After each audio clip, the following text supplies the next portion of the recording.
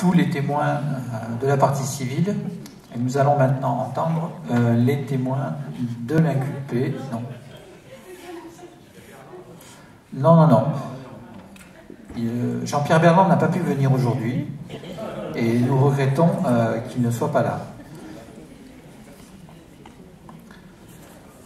Je vais appeler donc à la barre Monsieur Jean-Pierre Lambert, scientifique qui a été donc convoqué par l'entreprise Monsanto pour témoigner.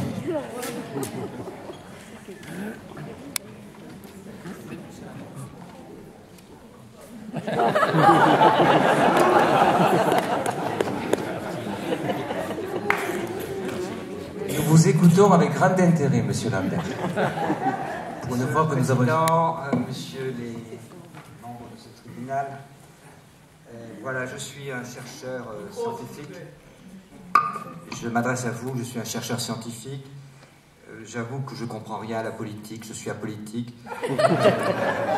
Ma conscience de chercheur me dit que les lois sont universelles, les lois physiques sont universelles, les lois scientifiques sont universelles, que la fameuse pomme qui est tombée sur la tête de Newton il y a deux siècles ou 2 siècles et demi tomberait avec la même force et la même violence sur un de ses successeurs comme M. Gordon Brown en Angleterre du temps de l'époque de M. Tony Blair.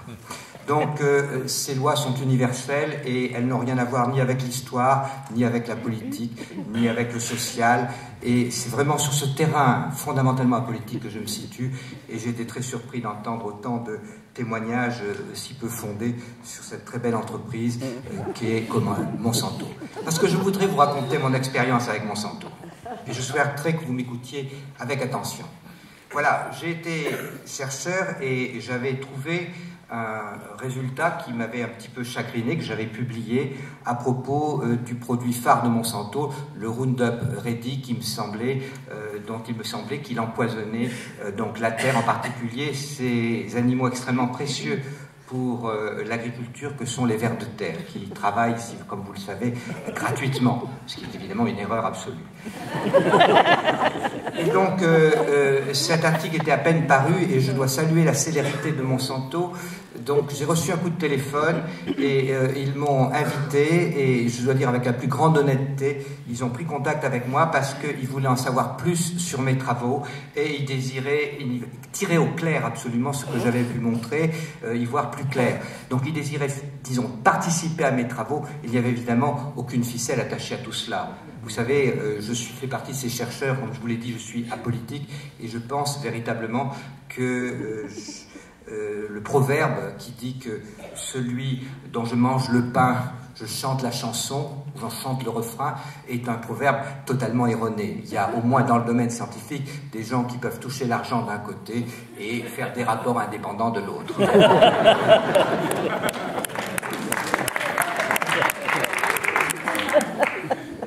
Donc, ils étaient intéressés parce que, vous savez, j'ai découvert à cet égard, lors de ce coup de téléphone, cette première réunion avec eux, ce coup de téléphone, j'ai découvert qu'ils étaient extrêmement soucieux de la santé publique et de la protection de l'environnement. Et que c'était ça, la force motrice, qui les poussait à en savoir plus. Donc, ils m'ont invité à l'hôtel Intercontinental à Paris. Ils ont pris en charge, évidemment, les frais de déplacement. Inutile de vous le dire. Le repas était excellent. Il a lieu au Grand Véfour.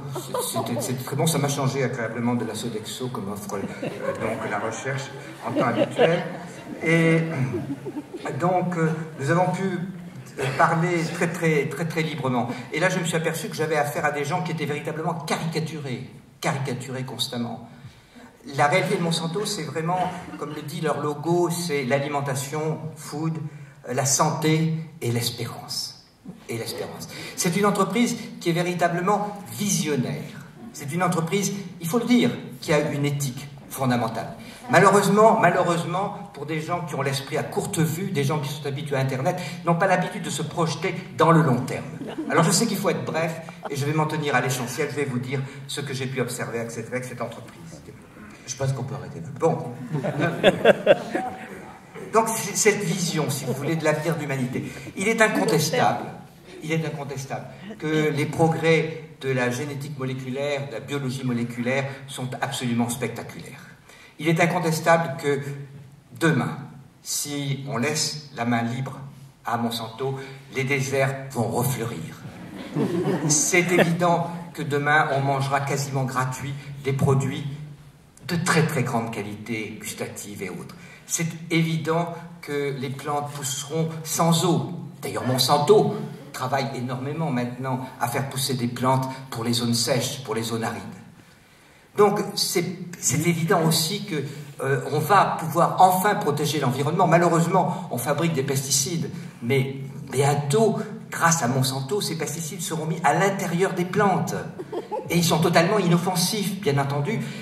Donc, on peut vraiment conclure avec le très grand scientifique Axel Kahn que Monsanto est une entreprise qui va contribuer à sauver l'environnement et à nourrir la planète. Merci, monsieur.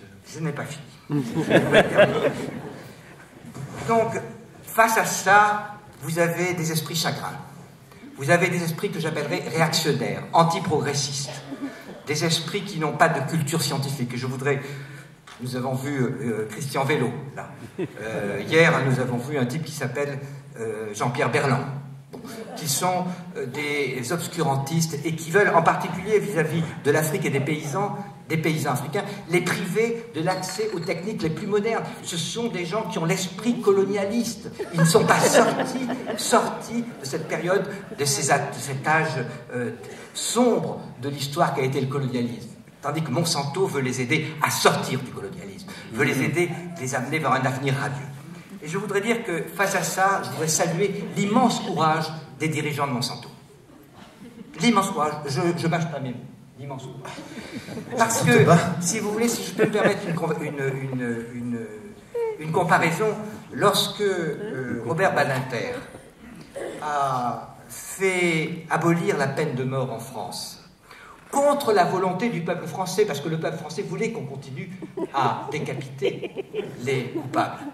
Eh bien, il a fallu, de la part de Robert Badinter, il a fallu violer la démocratie par un vote parlementaire.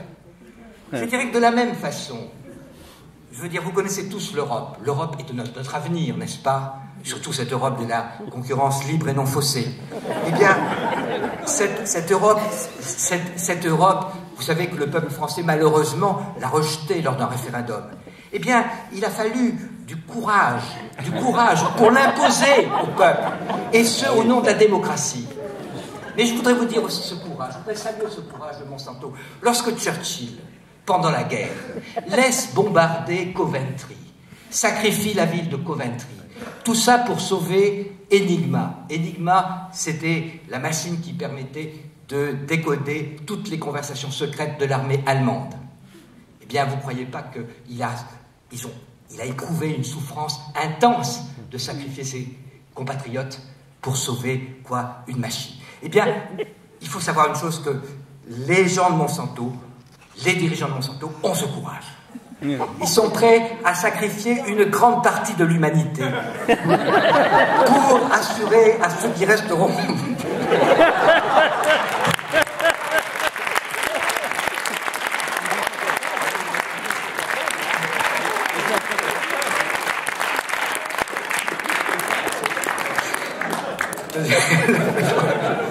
Monsieur le Président, vous arrêtez ce simulacre de procès, là, je vous en prie. Non, nous devons respecter nous devons respecter le témoignage de l'inculpé. Donc je salue ce courage. Et là, en effet, je dois dire que vraiment les valeurs morales, c'est ce côté visionnaire qu'il y a chez cette entreprise et chez ses dirigeants, donc qui les conduisent sans arrêt à piétiner les règles de la morale la plus courante.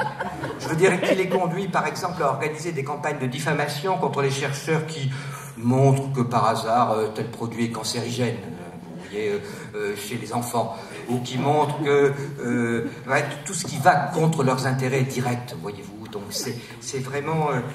c'est terrible d'en arriver là, sur le point de vue, le courage qu'il faut J'espère que vous comprenez ça, madame. Vous avez des enfants, n'est-ce pas? Il faut beaucoup de Voilà. courage, en effet. Et donc, je voudrais simplement dire, si vous voulez J'aimerais aussi, bien le mensonge... que votre courage se stoppe parce que nous en avons assez de vos mensonges. Et nous savons très bien que vous faites tout ça que pour l'argent et que pour renflouer et pour remplir vos porte-monnaies. Madame, l'argent... Si, nous le savons très bien. Allons-nous passer dans un procès pour diffamation, là? On parle de corruption, n'est-ce pas? Madame, permettez-moi de vous dire, madame... Sans employer ce S'il mot. vous plaît, s'il vous plaît. Permettez-moi de Un vous petit dire peu de que calme, s'il vous plaît. les profits d'aujourd'hui seront l'investissement de demain. Et que l'investissement de demain sera l'emploi d'après-demain. Mensonge. Mensonge. J'espère que les jurés en prennent note. Et donc, il faut investir dans l'avenir, madame. Rendez-vous compte.